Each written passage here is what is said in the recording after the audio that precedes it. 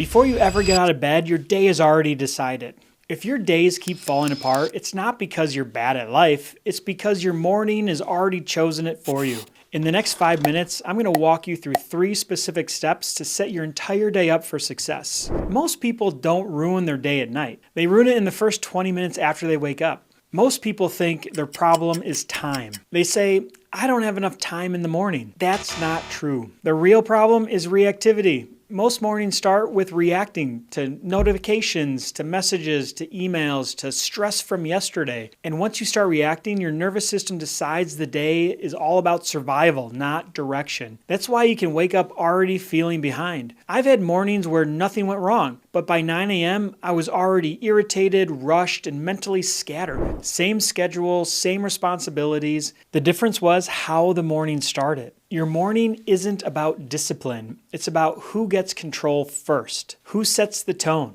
Is it your phone, other people, old stress patterns, or you? The first hour trains your nervous system what kind of day this is going to be. A chaotic morning? You snap faster, eat worse, quit earlier. Intentional morning, you handle setbacks better, make clear decisions, and don't spiral as fast. This isn't theory, you've lived this. So here's the reframe most people miss. Your morning routine isn't meant to optimize your life. It's meant to stabilize your nervous system before the world gets a vote. When your body feels stable, discipline stops feeling like force. So to do this, step 1 is just delay the reaction. The most important change you can make in the morning is not adding something. It's delaying something. For most people, it's their phone. You haven't even sat up yet, you roll over and you open your phone. And the first thing you see is an email from work. Now you're replaying a conversation from yesterday and mentally answering emails before you've even brushed your teeth. Or you open Instagram, you see someone's already at the gym, already productive, already winning the day.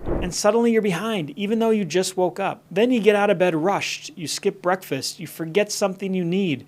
You're already annoyed in traffic and the day hasn't even started yet. And people call that being bad at mornings. No, it's just starting the day in reaction mode. I've had mornings where I delayed my phone, sat on the edge of the bed, and took a few breaths, and the exact same schedule felt completely different. Nothing changed externally, but I didn't feel late, I didn't feel behind, and I didn't feel irritated for no reason. Even 10 to 15 minutes without input changes the trajectory of your day. You eat better, you speak slower, you don't snap at the small things.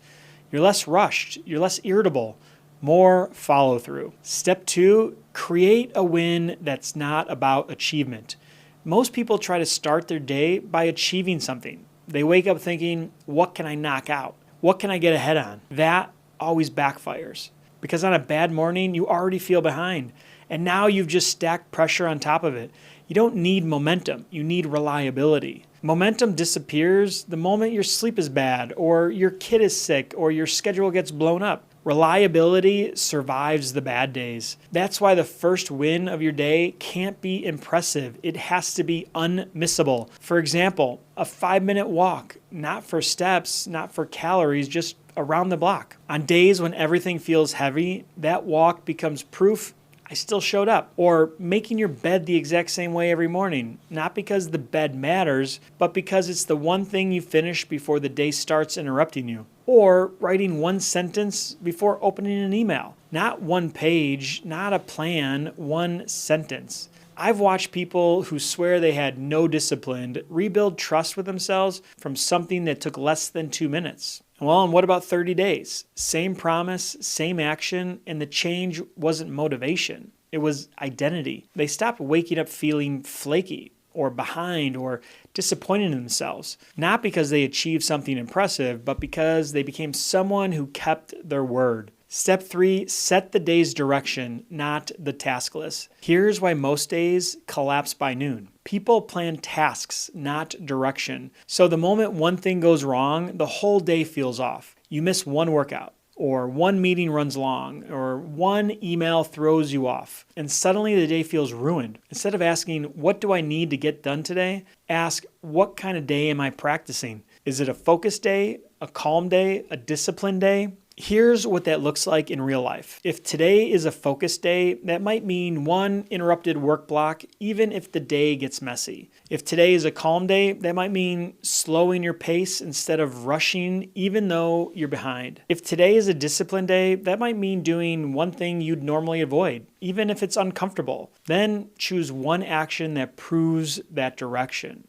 Not 10, just one. And when life interrupts, because it always does, the day doesn't fall apart because you weren't trying to complete the perfect list. You were just practicing on a way of being. Remember, the list of things that you do will always be there whenever you choose to tackle it. So why rush it? So the goal of your morning isn't perfection. It's alignment. Delay reaction. Create one win.